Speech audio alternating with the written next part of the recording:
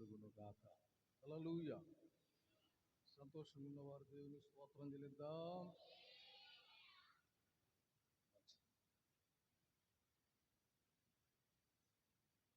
గడిచిన దినములన్నీ మన దేవుడు మన పక్షమై నిలవబడి ఈ భయంకరమైన వేడిమి గల ఎండ వాతావరణంలో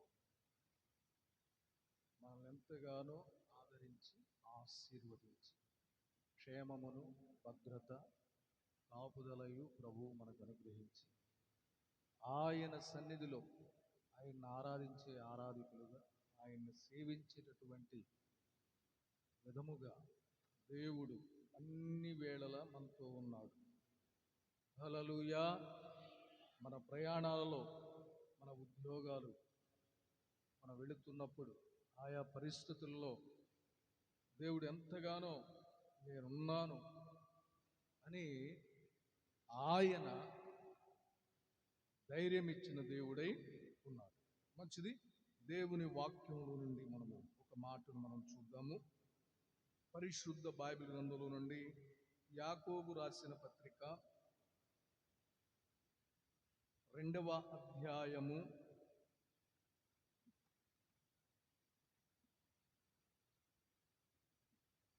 19వ వచనాన్ని చదువుకుందాం. దేవుడు ఒక్కడే అని నీవు నమ్ముచున్నావు, అలాగు నమ్ముట మంచిదే. దయ్యములను నమ్మి వణుకుచున్నవి. హల్లెలూయా, హల్లెలూయా, హల్లెలూయా. ఏంటండి? యాకోబు గారు ఈ విధముగా తెలియపరుస్తూ ఉన్నాడు. దేవుడు ఒక్కడే అని మీరు నమ్ముతున్నారు. అలాగూ నమ్ముట మంచిదే అని అంటూ దయ్యములు కూడా ఏం చేస్తున్నాయంట? నమ్మి వణుకుచున్నవి. హల్లెలూయా. అంటే దేవుడు ఒక్కడే అని నమ్ముతున్న వారిలో ఏముంది అని మనం చూడగలిగితే, ఈ రాయబడినటువంటి మాటల్లో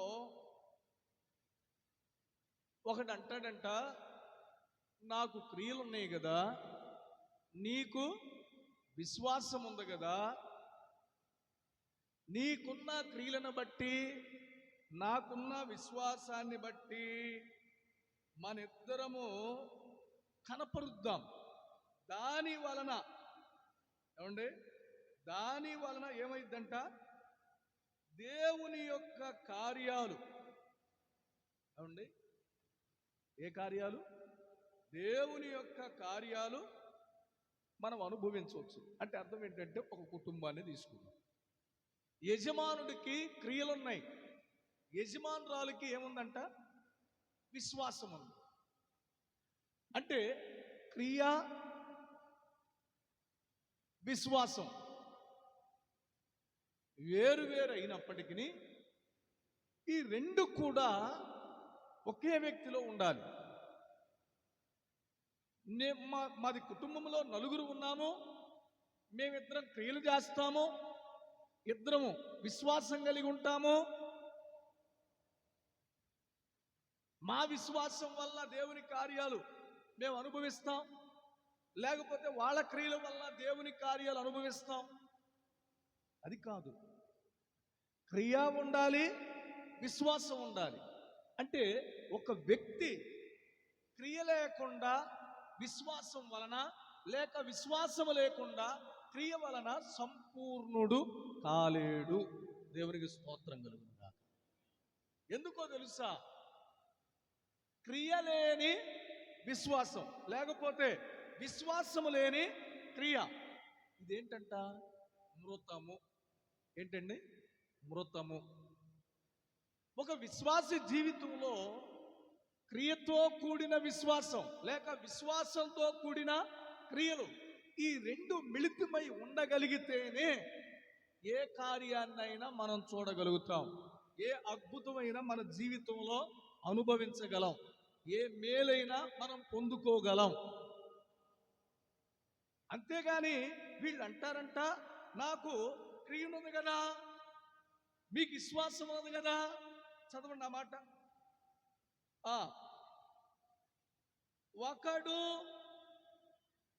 మీకు విశ్వాసం ఉన్నది, మాకు క్రియలున్నవి, క్రియలు లేకుండా విశ్వాసము నాకు కనపరచుము, నేను నా క్రియల చేత నా విశ్వాసమును నీకు కనపరుతునని చెప్పును.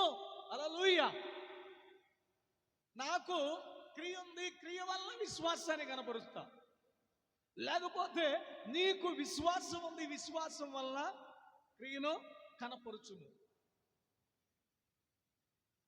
అక్కడ అంటాడు 20వ వచనంలో, వ్యర్థుడా, క్రియలేని విశ్వాసము నిష్ఫలమైనదని తెలుసుకొనగోరుచున్నావా? హల్లెలూయా. ఏమి లేకుండా క్రియలేని విశ్వాసము మృతమైంది, నిష్ఫలమైందని తెలుసుకుని కూర్చున్నావా? మన పితరుడైన అబ్రహాము తన కుమారుడైన ఇస్సాకును బలిపీఠం మీద అర్పించినప్పుడు అతడు క్రియ వలన నీతిమంతుడని తీర్పు పొందలేదా? హల్లెలూయా. దేని వలన అంటే, దేని వలన? క్రియల వలన నీతిమంతుడని తీర్పు పొందలేదా? విశ్వాసము అతని క్రియతో కూడి కార్యసిద్ధి కలుగజేసినని, క్రియల మూలంగా అతని విశ్వాసము పరిపూర్ణమైనదని గ్రహించుచున్నాం. దేవుని స్తోత్రం. అంటే నీవు ఏ పని చేసినా ఆ పనిలో ఏది ఉంది? విశ్వాసం. హల్లెలూయా. క్రియ వేరు, విశ్వాసం వేరు కాదు. మాకు క్రియలున్నాయి, మీకు విశ్వాసం ఉంది, రెండు పని చేయటం కాదు. ఒకే వ్యక్తిలో క్రియ ఉంది, ఒకే వ్యక్తిలో విశ్వాసం ఉన్నది. ఇప్పుడు అబ్రహామును చూసినప్పుడు అతడు క్రియల వలన నీతిమంతుడు. ఎలా? క్రియల వలన నీతిమంతుడు అనగా దేవుడు అబ్రహాముకి ఒక్కగానొక్కడైనటువంటి కుమారుణ్ణి మొరియా పర్వతం మీద దహన బలి అర్పించమన్నప్పుడు అతడు ఏ మాత్రము కూడా వెనుదిరగక, దేవుడు తన కుమారుని దహన బలి అడిగాడు, దేవుని యొక్క కోరిక నేను నెరవేర్చాను అనుకున్నాడు. ఉదయాన్నే లేచాడు, గాడిద గంతు కట్టాడు, పనివాడిని తీసుకున్నాడు, కుమారుని తీసుకున్నాడు. పనివాడితో అన్నాడు, శీఘ్రంగా దూలంటున్నాడు. 3 దినాలు ప్రయాణం చేశాడు. కట్టెలు, నిప్పు, కుమారుడు, ఈ 3 కలిసి వెళతా ఉన్నారు. వెళుతూ ఉన్నప్పుడు కుమారుడు అడిగాడు, నా తండ్రి, దహన బలికి కట్టెలున్నాయి, నిప్పు ఉంది, గొర్రెపిల్లేదు. అక్కడ అబ్రాహాము అంటాడు, దేవుడే చూసుకో. దేవుని స్తోత్రం. ఏమన్నాడు అక్కడ అంటే, ఇప్పుడు దేవుడు అడిగాడు దహన బలి, నేను అర్పించాలి అనేది క్రియ, విశ్వాసమా? క్రియ. ఏంటండి? ఫస్ట్ ఏం కనపరిచాడు? దేవుడు అడిగాడు, క్రియ జరిగిస్తున్నాడు.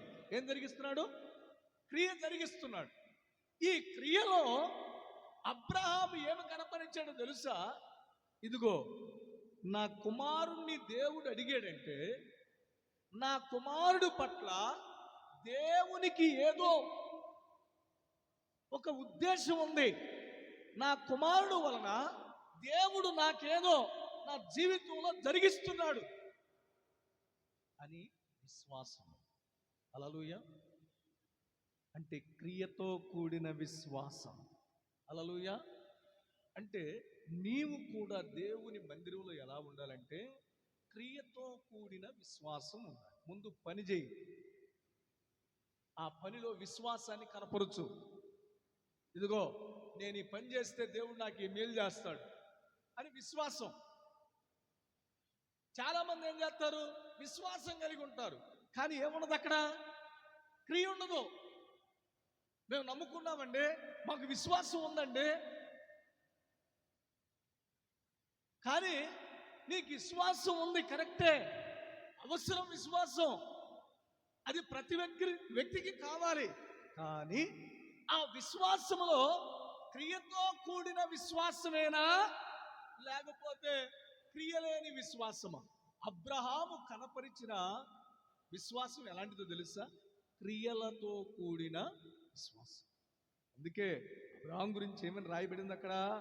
ఏమని రాయబడిందంటే, ఆ క్రియతో కూడిన విశ్వాసాన్ని కనబరిచినప్పుడు, కాబట్టి అబ్రహాము దేవుని నమ్మెను, అది అతనికి నీతిగా ఎంచబడింది. దేవునికి స్తోత్రం కలుగును గాక. హల్లెలూయా, హల్లెలూయా. అబ్రహాము దేవుని నమ్మాడు, అతనికి ఏమొచ్చిందంట? నీతి. ఏమొచ్చింది? నీతి. ఇప్పుడు గమనించండి, నీలో కూడా క్రియతో కూడిన విశ్వాసం ఉంటే నీవు పరిపూర్ణంగా దేవుని నమ్మినట్లు. క్రియతో కూడిన విశ్వాసం నీకు లేకపోతే నీలో క్రియతో కూడినటువంటి విశ్వాసము లేదో. హల్లెలూయా. అందుకనే గమనించండి, ఈ పునరుద్ధాన దినమందు పని ఉండాలి, విశ్వాసం ఉండాలి.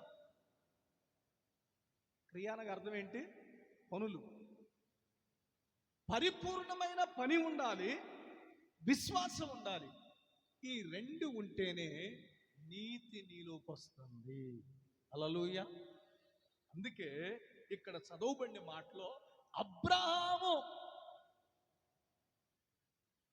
క్రియతో కూడిన విశ్వాసము కలిగి దేవుని పని చేశాడు గనక అతని యొద్దకు నీతి వచ్చింది. అతడు దేవుని మాటకు భయపడ్డాడు, అతడు దేవుని మాటకు వణికాడు, అతడు దేవుని మాట ఎడల శ్రద్ధ కలిగి ఉన్నాడు.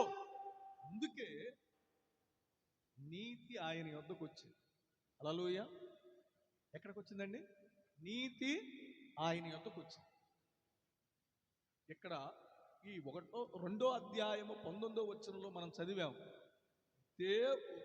దేవుడు ఒక్కడే అని నీవు నమ్ముచున్నావు. నమ్ముట మంచిది, కానీ దయ్యములు కూడా నమ్మి వణుకుచున్నాను. ఏం చేస్తున్నాయండి? దయ్యములు కూడా నమ్మి వణుకుచున్నది. ఇప్పుడు అబ్రహాము దేవుడు ఒక్కడే నమ్మాడు, కానీ అబ్రహాము నమ్మకత్వంలో క్రియ ఉంది, విశ్వాసం ఉంది. అందుకే నీతి వచ్చింది. నేటి దినాల్లో ప్రజలు కూడా దేవుడు ఒక్కడే అని నమ్ముతున్నారు, మంచిదే, కానీ దయ్యములు కూడా నమ్మి ఏం చేస్తున్నాయంట? వణుకుతున్నాయి. ఈ రెండింటి మధ్యలో అర్థం ఏంటంటే, దేవుడు ఒక్కడే అని నమ్మిన మనము వనకట్ల, దేవుడు ఒక్కడే అని నమ్మిన దయ్యాలు వణుకుతున్నాయి. హల్లెలూయా. అర్థమైంది నా మాట? వణికేవాడు ఏం చేస్తాడు? దేవుని పని చేస్తాడు, విశ్వాసం కలిగి ఉంటాడు, నీతిని సంపాదించుకుంటాడు. వణకనోడు ఏం చేస్తాడు? దేవుని పని చేయడం, విశ్వాసం ఉండదు, నీతి ఉండదు. నీతి లేనప్పుడు అనీతిమంతులు అవుతారు. ఏమవుతారండి? అనీతిమంతులు అవుతారు. గమనించండి, దయ్యాలకు తెలుసు దేవుడేంటో, ఆయన గొప్పతనం ఏంటో, ఆయనలో ఉన్న శక్తి ఏంటో. అందుకే దయ్యాలు వణుకుతున్నాయి. మరి దేవుని పోలికలో, దేవుని రూపములో దేవుని మనస్సు మనకిచ్చాడు, మరి మనం ఏం చేస్తున్నాం? గమనించు, ఆలోచించి. దయ్యాలు దేవునికి వణకటానికి గల కారణం ఏంటి?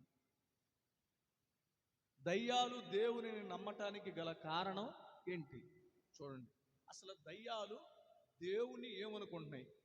దయ్యాలు వణకటంలో ఒక ఉద్దేశం ఉంది. చూడండి, నేను కొన్ని మాటలు మీతో పంచుకొని ముందుకెళ్తాను. పరిశుద్ధ బైబిల్ గ్రంథంలో నుండి లూకా సువార్త 1వ అధ్యాయము 35వ వచనం.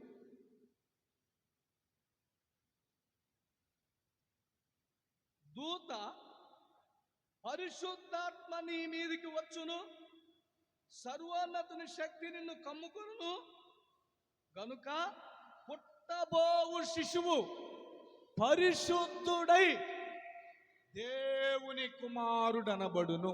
హల్లెలూయా, హల్లెలూయా. ఇక మీరు నా వైపు చూడండి. ఏముందండి దూత? సర్వోన్నతుని శక్తి నిన్ను కమ్ముకొనును. ఏం కమ్ముకుంటుంది? సర్వోన్నతుని శక్తి నిన్ను కమ్ముకొనును. పుట్టబోవు శిశువు పరిశుద్ధుడై దేవుని కుమారుడు అనబడును.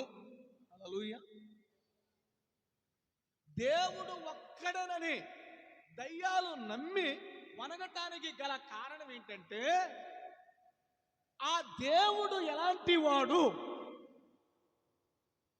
ఆ దేవుడు ఎక్కడి నుండి వచ్చాడు, ఆ దేవునిలో ఉన్న శక్తి ఏంటో దయ్యాలకు తెలుసు గనక ఆ దేవుడు ఎవరిని దూతలు తెలియపరిచాడు?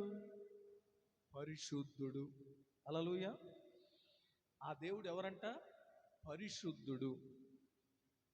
ఆ దేవుడు ఎవరు? దేవుని కుమారుడు. హల్లెలూయా. ఎవరండి ఆయన? దేవుని కుమారుడు. అంటే గమనించండి, ఆయన దేవుని కుమారుడు. ఆయనలో పాపము లేదు. ఆయన అంటాడు, నాలో పాపమున్నదని మీలో ఎవడు స్థాపించగలడు? అంటే ఇప్పుడు యేసయ్యలో ఏమి లేదు? పాపము లేదు.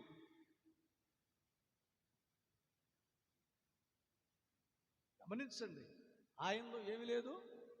పాపము లేదు.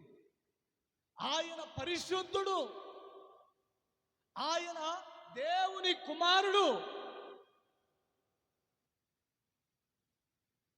ఆయనలో పాపము లేదనడానికి గల కారణం ఏంటంటే, ఎబ్రీ పత్రిక 4వ అధ్యాయము 15వ వచనాన్ని గనక మనం చూడగలిగితే, మన ప్రధాన యాజకుడు మన బలహీనతల యందు మనతో సమానుభావము లేనివాడు కాదు గాని సమస్త విషయములలోను మన వలనే శోధింపబడినను ఆయన పాపము లేనివానిగా ఉండెను. హల్లెలూయా. ఇప్పుడు యేసయ్య శోధింపబడలేదా? శోధింపబడ్డాడా? ఆయన 30 సంవత్సరాల వరకు తన తండ్రితో ఉండి, తన తండ్రి అడుగుజాడల్లో నడిచి, తన తండ్రి చేతి పనికి సహాయకరంగా ఉండి, 30 సంవత్సరాలు దాటిన తర్వాత యోహాను చేత యోర్దాను నదిలో బాప్తిస్మము పొంది, అతడు సువార్త పరిచర్య ప్రారంభించడానికి ఆయన చేసిన పనేంటో తెలుసా? అపవాది చేత శోధించబడుటకు అరణ్యమునకు కొనిపోబడింది. దేవునికి స్తోత్రం. ఎవరి చేత అండి? అపవాది చేత శోధించబడుటకు అరణ్యమునకు కొనిపోబడింది. ఎప్పుడండి? బాప్తిస్మము పొందిన తరువాత వెంటనే అతడు ఎక్కడికి వెళ్ళాడంట? మత్తయి సువార్త 3వ అధ్యాయములో బాప్తిసం పొందాడు. 4వ అధ్యాయంలోకి వచ్చేటప్పటికి ఏం చేశాడు? అపవాది చేత శోధించబడుటకు అరణ్యమునకు కొనిపోబడిను. ఇప్పుడు యేసు ప్రభు 3 విధాలుగా శోధించబడ్డాడు. 1, ఏ శోధన? ఆకలి దప్పుల శోధన. 2, సాతానుగాడు లోకరాజ్యాలన్నిటినీ చూపించి, ఇదిగో నువ్వు నాకు మొక్కు, ఇవన్నీ అన్నిటిపైన నిన్ను అధికారిగా చేస్తా. మూడో శోధన, ఇదిగో మీ దేవుడు చెప్పాడు కదా, నీ పాదములకు రాయి తగలదు, తన దూతలు నీకు తోడుగా ఉండి నిత్యము కాపాడుతాయని. ఇదిగో ఈ శిఖరం మీద నుండి దూకు అంటే ఇప్పుడు యేసు ప్రభు సాతాను శోధనలో జయించబడ్డాడా, అపజయాల పాలయ్యాడా? జయించాడు. హల్లెలూయా. ఏమయ్యాడండి? జయించాడు. ఈ పరిశుద్ధుడైన దేవుని కుమారుడు కూడా శోధనలు వచ్చినాయి. ఈ శోధనలో జయించాడు. ఎక్కడా కూడా ఏ పాపము ఆ పరిశుద్ధుడికి అంట్ల. హల్లెలూయా. అంట్ల. పాపములో పడిపోలా, పాపములో మిళితమవల, పాపాన్ని కోరుకోలా, పాపాన్ని ఆహ్వానించలా, పాపం ఎబ్బడి పరిగెత్తలా. ఆయన చేసిన పని అంటే తెలుసా? మనవలే శోధించబడినను ఆయనంట పాపము లేనివాడు. హల్లెలూయా. ఏం లేదు. అందుకని అంటాడు 7వ అధ్యాయం 26వ వచనం హెబ్రీ పత్రిక, పవిత్రుడును నిర్దోషియు నిష్కల్మషుడును. హల్లెలూయా. ఆయన ఎవరంట? పవిత్రుడు అనగా పాపము లేనివాడు. పవిత్రుడు అనగా ఎవరండి? పాపం లేని.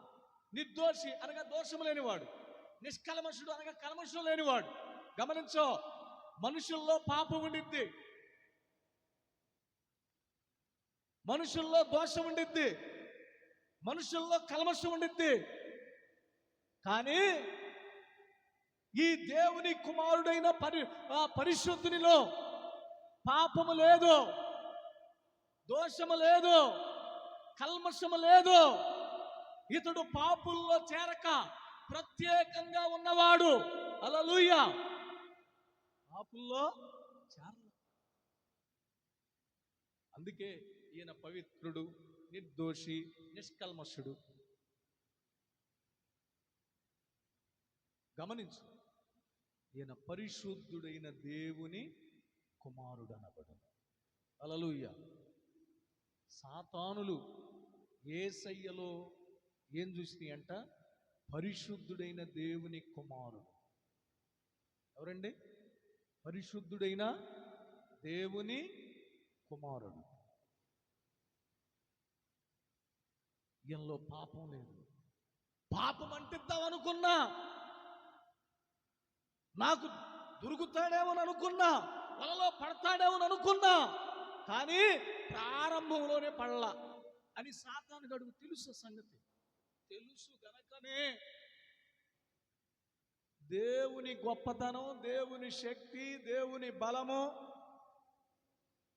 దేవుని ప్రణాళిక గుర్తెరిగాడు గనక వాడు దేవుని మీద ఫైట్ చేయలేక వాడు ఎక్కడ చేస్తున్నాడు? మనమే చేస్తున్నాడు. హల్లెలూయా. దేవుని కుమారుడైన పరిశుద్ధుడైన యేసు క్రీస్తు పాపులలో చేరలేదు, ప్రత్యేకంగా ఉన్నాడు, పాపము లేనివాడిగా ఉన్నాడు. ప్రపంచానికి ఒక దైవ కుమారుడుగా, పాపమును నిర్వీర్యపరిచే ప్రక్షాళన కారకుడుగా, వద గొర్రె పిల్లగా కనపడ్డాడు కదా. ఆ విషయాన్ని ఎవరు గుర్తించారంటే సాతానుగాడు గుర్తించాడు, దయ్యాలు గుర్తించాడు. హల్లెలూయా. రెండో మాట చూద్దాం. ఈయన ఎవరై ఉన్నారని దయ్యాలకు తెలుసు. యోహాను సువార్త 6వ అధ్యాయము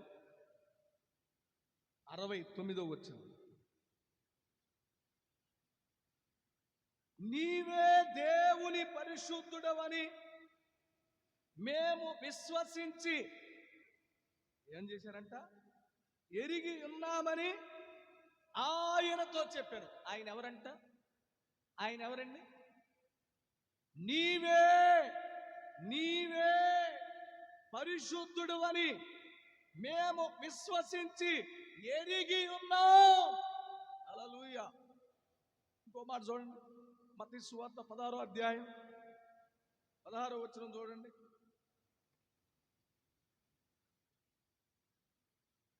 అందుకు సీమోను పేతురు, నీవు సజీవుడవగు దేవుని కుమారుడువైన క్రీస్తు అని చెప్పాను. దేవునికి స్తోత్రం కలుగును గాక. హల్లెలూయా, హల్లెలూయా. ఈయన ఎవరి కుమారుడంట? సజీవుడవగు దేవుని కుమారుడువైన క్రీస్తు. అంటే ఈయన ఎవరు?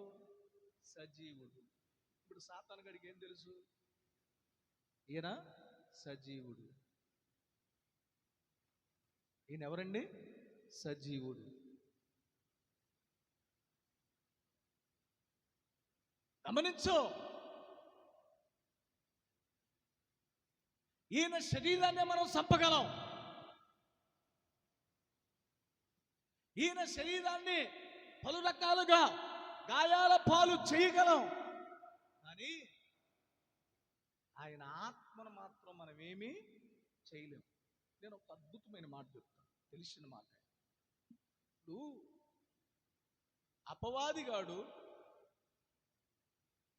దేవదూతలతో కలిసి దేవుని సన్నిధికి వెళ్ళాడు. వెళ్ళినప్పుడు దేవుడు అడిగాడు, అపవాదే ఎక్కడి నుండి వచ్చావు? భూమి మీద ఇటు అటు తిరుగుతా వచ్చానంది. ఓకే, మంచి సమాధానం చెప్పింది. అవునా, భూమి మీద నుండి వచ్చావా? అయితే నా సేవకుడైన యోబు ఉన్నాడు, తెలుసా నీకు? ఓ, నాకెందు లేదు. ఆ ఇంటి చుట్టూ ఏముంది? కంచె వేశావు. ఎవరు వేశారంట? దేవుడు వేశాడు. హల్లెలూయా. దేవుడు ఆ ఇంటి చుట్టూ ఏం వేశాడు? కంచె వేశాడు. ఆ కంచె ఒకసారిది అసలు నిన్ను నమ్ముతాడా నన్ను నమ్ముతాడా చూస్తా. అవునా, అసలు వెళ్ళు. ఇప్పుడు మొట్టమొదటిగా సాతానుగాడు యోబుని ఎక్కడ కొట్టాడు? డైరెక్ట్గా వెళ్ళి యోబు మీద పడ్డాడా? పళ్ళ. దేవుడు అన్నాడు జాగ్రత్త అంటే, సాతానుగాడు ఏం చేస్తాడో కూడా దేవుడు తెలిసి అన్నాడు జాగ్రత్త, అతని శరీరాన్ని నువ్వు ఏం చేయాలనుకుంటే చేసుకో, కానీ అతని ప్రాణానికి మాత్రం హాని, జాగ్రత్త. ప్రాణం దాకెందుకు, అసలు శరీరాన్ని చూడు ఏం చేస్తానని చెప్పని వెళ్ళింది. ఇప్పుడు యోబు గర్భఫలం మీద పడింది. ఎక్కడ పడింది? మొట్టమొదటిగా సాతానుగాడు ఎక్కడ స్టార్ట్ చేశాడు? గర్భఫలాన్ని పాడు చేశాడు. రెండవదిగా సాతానుగాడు దేన్ని పాడు చేశాడు? పొలము పంటలను పాడు చేశాడు. మూడవదిగా సాతానుగాడు దేన్ని పాడు చేశాడు? అతనుకున్న పశువులను పాడు చేశాడు. ఇప్పుడు గమనించు, డైరెక్ట్గా యోబు మీదకి రాల, యోబు మీదకి డైరెక్ట్గా రాల. ముందు తన పిల్లల మీద, తర్వాత తన పశువుల మీద, తర్వాత తన పొలం పంటల మీద. అంటే సాతానుగాడి ఉద్దేశం ఏంది?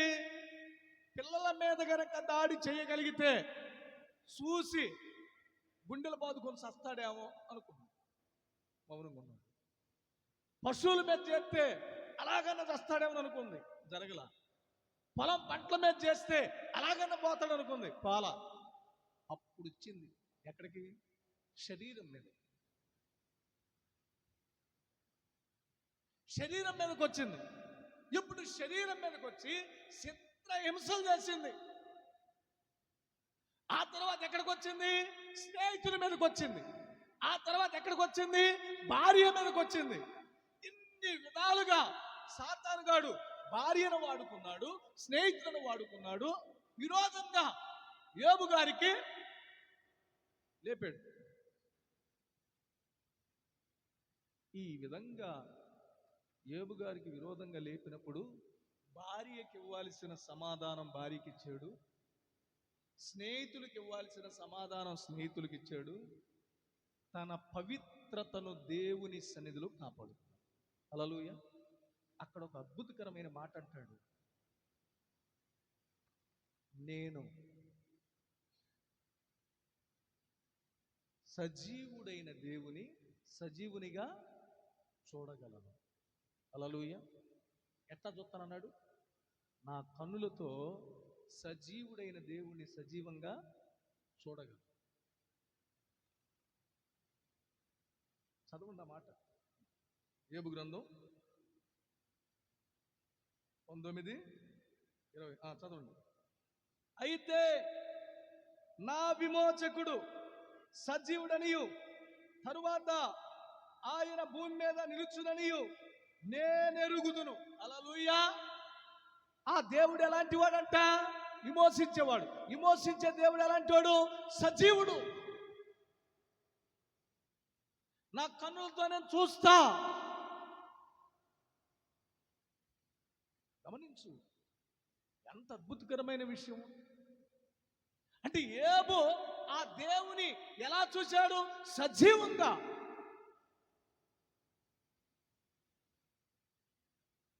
అంటే యోబు శరీరాన్ని అయితే వ్యాధితో, గాయాలతో, చిల్ల పెంకులతో గీక్కునే పరిస్థితి, బూడిదలో కూర్చునే పరిస్థితికి సాతానుగాడు తీసుకురాగలిగాడు, కానీ జీవాన్ని తీయగలిగాడా? తీర. కారణం ఏంటి? మన జీవము క్రీస్తుతో కూడా దాచిపెట్టబడి ఉంది. హల్లెలూయా. అందుకే అంటే యోబు శరీరాన్నే వాడు పాడు చేయగలిగాడు, కానీ యోబు ప్రాణాన్ని తీయలేదు. యేసు ప్రభు కూడా యేసు ప్రభు యొక్క శరీరాన్నే గాయాల పాలు ఆనాడు యూదులు చేయగలిగారు, కానీ రోమా సైనికులు ఆయన ప్రాణాన్ని తీయలేకపోయారు. హల్లెలూయా. ఆయన అంటాడు, నా అంతటా నేనే ప్రాణం పెడతానని అన్నాడు. ఎవడు నా ప్రాణాన్ని నా అంతటా నేనే ప్రాణం పెడతాను. గొర్రెల కాపరి తనంతట తానే తన గొర్రెల కోసం ఏం పెడుతున్నాడంట? ప్రాణం పెడుతున్నాడు. హల్లెలూయా. సాతాను గడికి తెలుసు. హల్లెలూయా.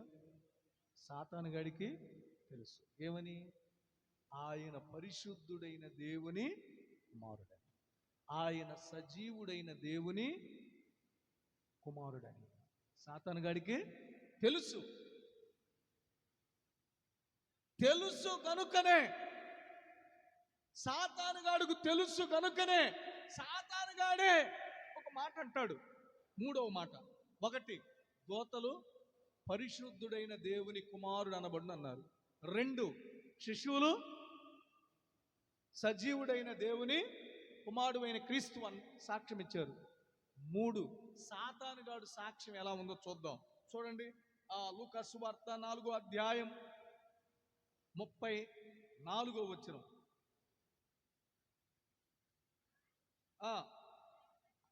వాడు నజరేయుడైన యేసు, మాతో నీకేమి? మమ్ము నశింపజేయవచ్చితివా? నీవెవడవో నేను ఎరుగుదును. నీవు దేవుని పరిశుద్ధుడు అని. దేవునికి స్తోత్రం కలుగును గాక. సాతాను గడికి సాక్ష్యం ఇచ్చాడు, దేవుని పరిశుద్ధుడు అని. అంటే గమనించండి, దేవుని చేత పంపబడిన దూత పరిశుద్ధుడై దేవుని కుమారుడు అనబడును అని సాక్ష్యం. యేసు తనకు శిష్యులుగా ఏర్పరచుకున్నప్పుడు శిష్యులు నీవు సజీవుడువైన దేవుని కుమారుడైన క్రీస్తు అని సాక్ష్యం ఇచ్చారు. ఇప్పుడు సాతానిస్తున్న సాక్ష్యం ఏంటో తెలుసా? నీవు దేవుని పరిశుద్ధుడు. హల్లెలూయా. సాతానిస్తున్న సాక్ష్యం ఏంటి? నీవు దేవుని పరిశుద్ధుడు.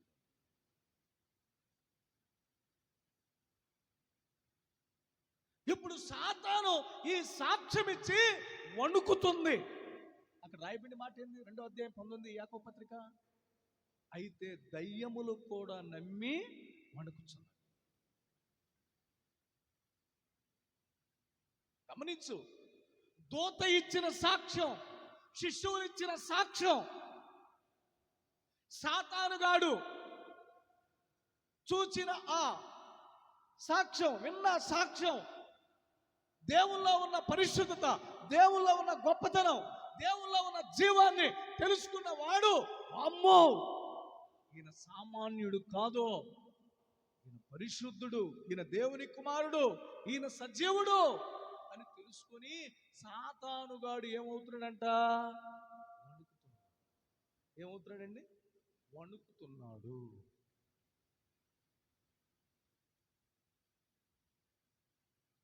గమనించండి, ఆయన ముందు దయ్యాలు మాట్లాడక మౌనంగా ఉన్నాయి. ఆయన ముందు దయ్యాలు వణికి విలవిలలాడి వెళ్ళిపోయాయి. గమనించండి, రోజు అంటాను దేవుని వాక్యం, అపవిత్రాత్మలు పట్టినోళ్ళు కావచ్చు, దయ్యములు పట్టినోళ్ళు కావచ్చు, శానాని దయ్యం పట్టినోడు కావచ్చు, సాతాను చేత పీడింపబడుతున్న వారు కావచ్చు, అపవాది తంత్రాల చేత నలిగిపోతున్న వారు కావచ్చు, ఆయన ముందు నిలబడకుండా వణికి విడిచిపెట్టి వెళ్ళిపోయాయి. అంటే వాటికి తెలుసు కాబట్టి అవేమైనాయి అంట? వణికాయి. దేవుడని నమ్మి వణికాయి. 3 విషయాలు చెప్పారు. సాతాను వణగటానికి గల కారణం దేవుని దూత సాక్ష్యం, 2 శిష్యుల సాక్ష్యం, 3 దయ్యములు సాక్ష్యం. అవి వణికాయి. అవి దేవుని కుమారుడని అవి ఏం చేశాయంట? వణికాయి. వాటికి తెలుసు కనుక అవి వణికాయి, భయపడ్డాయి, నిలబడలేకపోయాయి. ఆయన ముందు నిలబడలేకపోయాయి. కానీ ఈరోజు నీవు కూడా ఏం చేస్తున్నావు?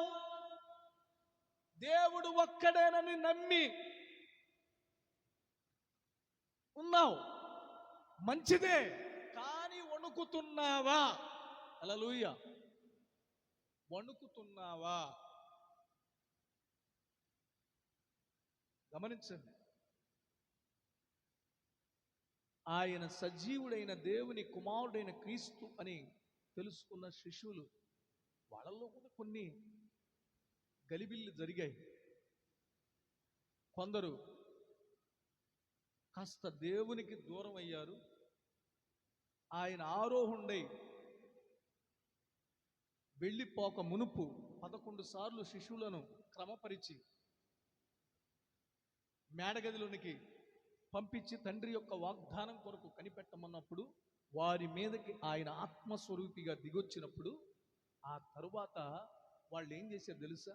సజీవుడైన దేవుని ప్రకటించటం ప్రారంభించారు. హల్లెలూయా. అందరిలో ఏం జరిగిందో చూద్దాం. ఎలా వణికారో చూద్దాం. వారు ఎలా వణికారు? అపోస్తుల కార్యముల గ్రంథం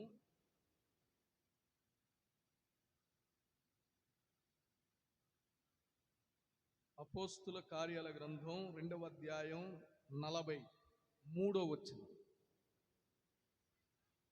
అప్పుడు ప్రతి వారికి భయము కలిగెను, మరియు అనేక మహత్కార్యములను సూచక క్రియలను అపోస్తుల ద్వారా జరిగెను. దేవునికి స్తోత్రం కలుగును గాక. ఇప్పుడు వీళ్ళు ఏం చేశారు? సంఘం ఏం చేసిందండి? భయము కలిగి వణికారు దేవుని సన్నిధిలో. ఎలా వణికారు వాళ్ళు?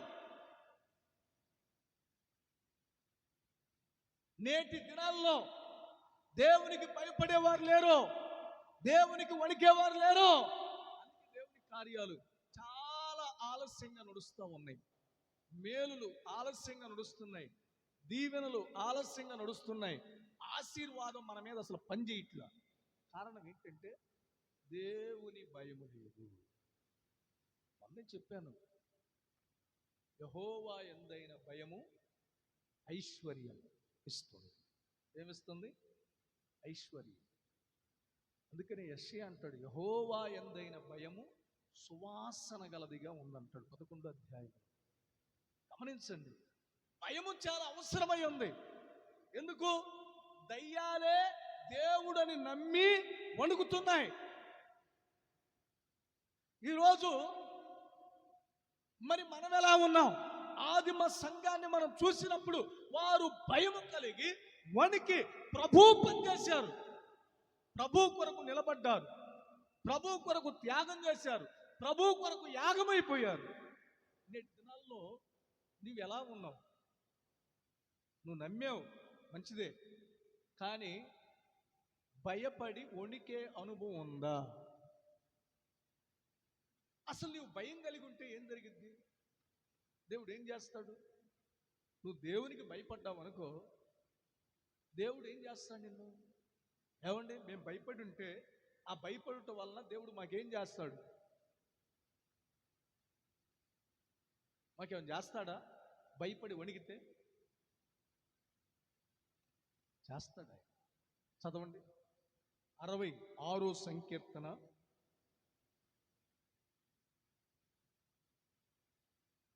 2వ వచనం చదవండి. అవన్నీ నా హస్తకృత్యములు, అవి నా వల్ల కలిగినవని యెహోవా సెలవిస్తున్నాడు. ఎవడు దీనుడై నలిగిన హృదయము గలవాడై నా మాట విని వణుకుచుండునో వానినే నేను దృష్టించుచున్నాను. హల్లెలూయా. వణికే వాళ్ళు ఏముండాలి? వణికే వాళ్ళు ఏముండాలండి? ఏముండాలి? దీనుడై. ఏముండాలి? యెషయా 66:2 ఏముండాలండి?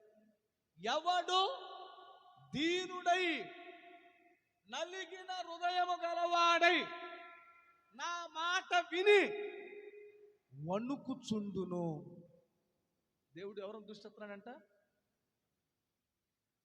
దీనత్వం గలవాడిని, నలిగిన హృదయం గలవాడిని, దేవుడు మాట వినేవాడిని, దేవునికి వణికేవాడిని దేవుడు దృష్టిస్తాడు. హల్లెలూయా. వణుకుతున్నావని దేవుని భయం ఉందని నటించేవాడిని కాదు. హల్లెలూయా. ఏమండి, నటించే వాళ్ళని కాదు. మరి దేవుడు తెలుసు ఎవడు నటిస్తాడో, ఎవడు యథార్థవంతుడు దేవుడికి బాగా తెలుసు.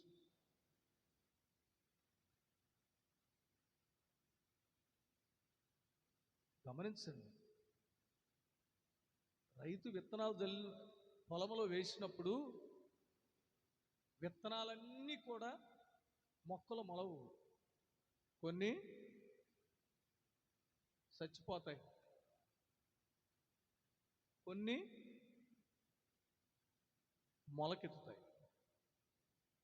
అలాగనే సంఘంలో ఉన్న వాళ్ళందరూ కూడా దేవుని భయం కలిగి ఉండరు.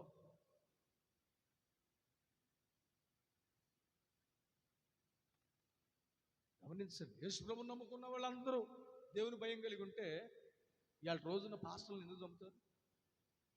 హల్లెలూయా. ఎందుకు చంపుతారండి? గమనించండి, పాస్టర్లను ఎందుకు చంపుతారు? కొన్నిసార్లు దేవునిని నమ్ముకొని మేము దేవుని బిడ్డలం అని చెప్పేవాళ్ళే చంపేస్తున్నారు. గమనించు, వాక్యం అంటుంది, ఎవడు దీనుడై నలిగిన హృదయం గలవాడు నా మాట విని వణుకుచుండునో వాడిని దృష్టి. అంటే గమనించండి, దయ్యములు దేవునిని నమ్మి వణుకుచున్నాయి. మనం నమ్ముతాం, వణకం. దయ్యాలు నమ్ముతున్నాయి, వణుకుతున్నాయి. ఈరోజు మనము కూడా మనల్ని చూసి కూడా దయ్యాలు వణకాలంటే మనము దేవునికి వణకాలి, మనము దేవునికి భయపడాలి. హల్లెలూయా. ఎవరో భయపడాలి? దేవునికి భయపడాలి. దేవుడు అప్పుడు నిన్ను దృష్టిస్తాడు. నువ్వెక్కడికి వెళ్ళినా, నువ్వెక్కడికి ప్రయాణం చేసినా, నువ్వే పని చేసినా, నువ్వేది మాట్లాడుతున్నా, ఎక్కడ నువ్వు పొరపాటు పడకుండా, ఎక్కడ హాని కలగకుండా, ఎక్కడ ప్రమాదం జరగకుండా, ఏ విషయంలో కూడా నువ్వు నష్టపోకుండా దేవుడు నిన్ను దృష్టిస్తాడు. హల్లెలూయా. ఏం చేస్తాడండి ఆయన? దృష్టిస్తాడు. ఇంకో మాట చూడండి, ఫిలిప్పీలకు రాసిన పత్రిక 2వ అధ్యాయం 12వ వచనం. కాగా నా ప్రియులారా, మీరెల్లప్పుడూ విధేయులై ఉన్న ప్రకారము నా ఎదుట ఉన్నప్పుడు మాత్రమే గాక మరి ఎక్కువగా నేను మీతో లేని ఈ కాలమందును భయముతోను వణుకుతోను మీ సొంత రక్షణను కొనసాగించుకొనుడి. హల్లెలూయా, హల్లెలూయా. నా ప్రియులారా, మీరు ఎల్లప్పుడు విధేయులై ఉన్న ప్రకారం నా ఎదుట ఉన్నప్పుడు కాదు. ఎక్కడ పౌలు గారు అంటున్నాడు, మీరు నా ఎదుట ఉన్నప్పుడు కాదు, లేక నేను మీ ఎదుట ఉన్నప్పుడు కాదు, నేను మీతో లేని కాలములో కూడా మీరు ఎలా ఉండాలంట? భయముతో వణుకుతో మీ సొంత రక్షణను ఏం చేయాలంట? కొనసాగించుకో. హల్లెలూయా. అంటే దైవజనుడు ఉన్నప్పుడు కాదు, దైవజనుడు లేనప్పుడు కూడా విశ్వాసులు ఎలా ఉండాలంటే విధేయులై. ఎలా ఉండాలి? విధేయులై, భయముతో వణుకుతో మీకు దేవుడిచ్చిన రక్షణను కొనసాగించుకున్నది. ఏ రక్షణ అయితే మీరు పొందారో ఆ రక్షణ ఏమాత్రం కూడా నిష్ఫలము కాకుండా దాన్ని ఏం చేసుకోవాలంట? కొనసాగించుకోవాలి. ఆ రక్షణ కొనసాగించుకోవడం కొరకు ఆదిమ సంఘమైన అపోస్తులు ఏం చేశారు తెలుసా? భయము కలిగి ఏం చేశారు? భయము కలిగి మహత్కార్యాలు, రక్షణ కార్యాలు, సూచక క్రియలు సంఘములో జరుగుతున్నప్పుడు వారు ఇంటింట రొట్టె విరుచుచు ప్రజలందరి వల్ల భయము కలిగి నిష్కపటమైన హృదయము కలిగి ఏక మనస్కులై ప్రతి దినము దేవాలయములో తప్పక కూడుకుంటూ అనుదినము రక్షణ పొందుతున్న వారిని వారితో చేర్చుకుంది. హల్లెలూయా. అదే క్రియ అంటే. మాకు క్రియలు ఉన్నాయి, మీకు విశ్వాసం ఉంది కాదు. క్రియతో కూడిన విశ్వాసం మీలో ఉన్నప్పుడు మీ నమ్మికను బట్టి నీతి వస్తుంది. హల్లెలూయా.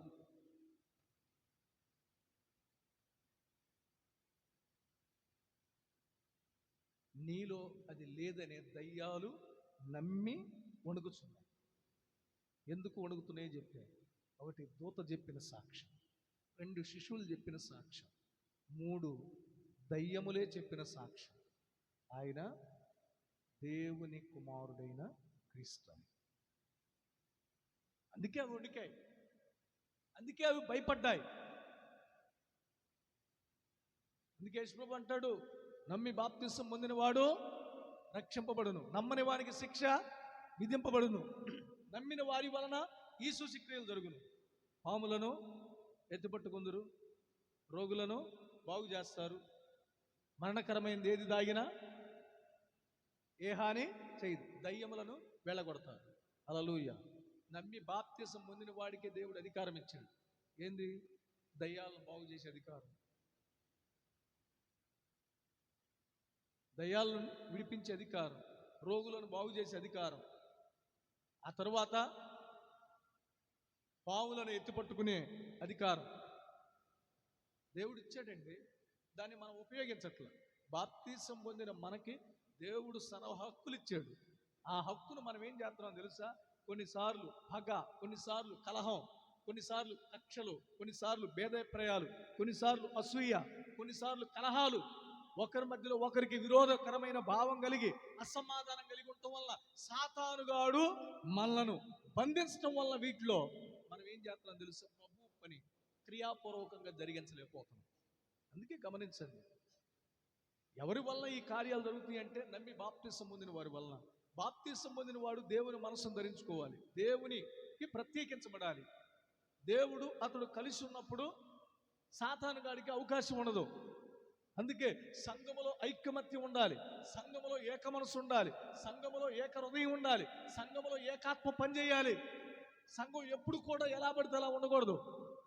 సంఘము కలిసి ఉండాలి. ఆదిమ సంఘం భయము కలిగి కలిసి ఉంది. అందుకే వారి వలన సూచక్రియలు మహత్కార్యాలు జరిగినాయి. నీవు కూడా వణికి భయపడు, దేవుని దృష్టి నీ మీదకి వచ్చింది. హల్లెలూయా. దేవుని దృష్టి మీ మీదకి వచ్చింది. భయముతో వణుకుతో మీ సొంత రక్షణను కొనసాగించండి. ఒకరోజు దేవుణ్ణి మనం కలుసుకోబోతున్నాం. హల్లెలూయా, హల్లెలూయా. అందుకే గమనించు, నువ్వు వణికితే ఆయన గనక దృష్టిస్తే నీ సొంత రక్షణను నువ్వు కొనసాగించుకుంటే ఆయన ఏం చేస్తాడో తెలుసా? ఆయన ఏం చేస్తాడో తెలుసా? ఆయన నీ మధ్యకు వచ్చి నిన్ను ఆశీర్వదిస్తాడు. హల్లెలూయా. చదవండి, చివరిగా మాట చదవండి. నిర్గమకాండం 20వ అధ్యాయం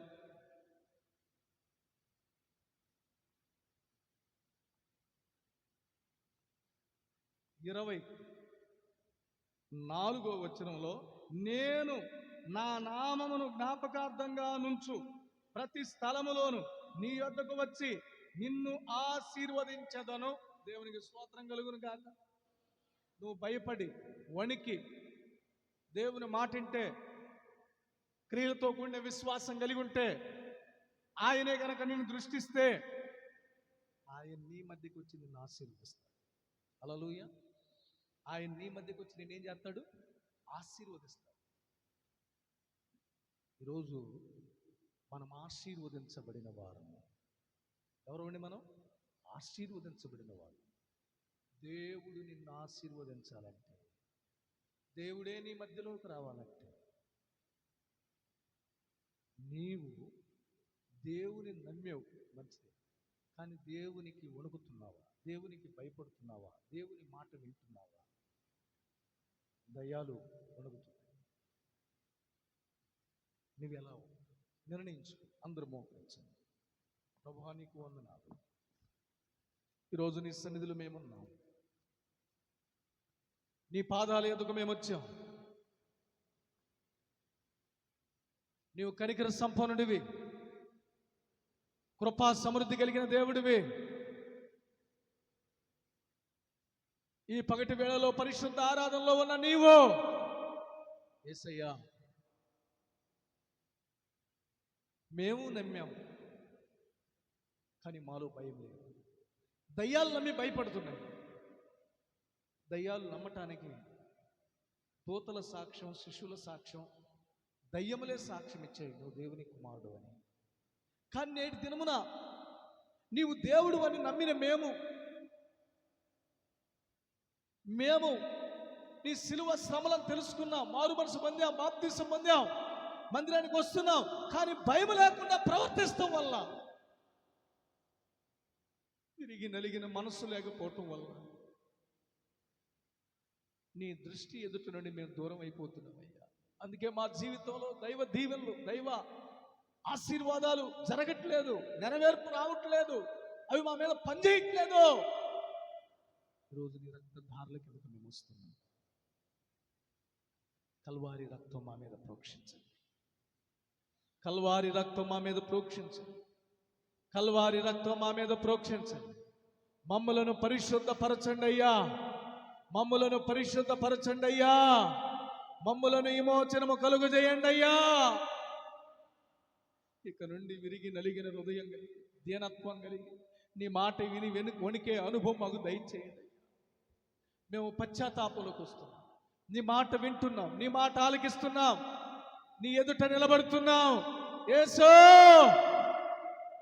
సహాయం చేయి, సహాయం చేయి ప్రభువా. అదుగో నా ప్రియ దేవుని బిడ్డలారా, గాయపడిన తన హస్తములు చాపి నా దేవుడు నీ ముందు నిలబడి ఉన్నాడు.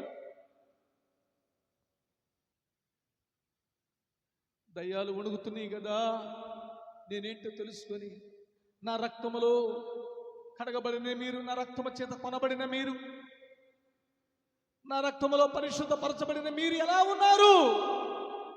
నా దేవుడు ప్రశ్నిస్తూ ఉండగా, ఈరోజు దేవుని సన్నిధిలో నువ్వు ఎలా ఉన్నావు? నువ్వెలా ఉన్నావు? నువ్వెలా ఉన్నావు?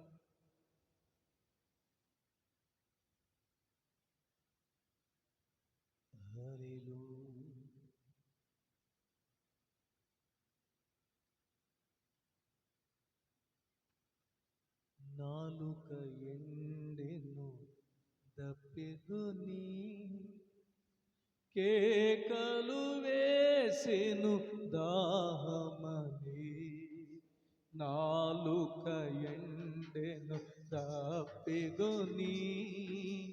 కేకలు వేసెను దాహమని, చేదు రసమును పానము చేసి చేసెను జీవ యాగముగా.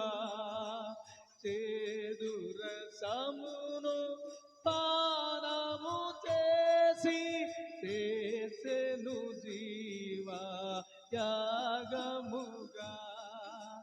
సిలువలో వేలాడే నీ కొరకే, సిలువలో వేలాడే యేసు నిన్ను పిలచుచుండే. ఆలస్యము నీవు చేయకుమా, యేసు నిన్ను పిలచుచుండే. ఆలస్యము నీవు చేయకుమా, సిలువలో వేలాడే నీ కొరకే, సిలువలో వేలాడే. చేదు రసమును పానము చేసి, చేదు రసమును పానము చేసి, చేదు రసమును పానము చేసి చేసెను జీవా యాగముగా. చేసెను జీవా యాగముగా. సిలువలో వేలాడే నీ కొరకే, సిలువలో వేలాడే యేసు నిన్ను పిలచుచుండే. ఆలస్యము నీవు చేయకుమా, యేసు నిన్ను పిలచుచుండే. యేసు నిన్ను పిలచుచుండే. యేసు నిన్ను పిలచుచుండే. యేసు నిన్ను పిలచుచుండే. యేసు నిన్ను పిలచుచుండే. యేసు నిన్ను పిలచుచుండే.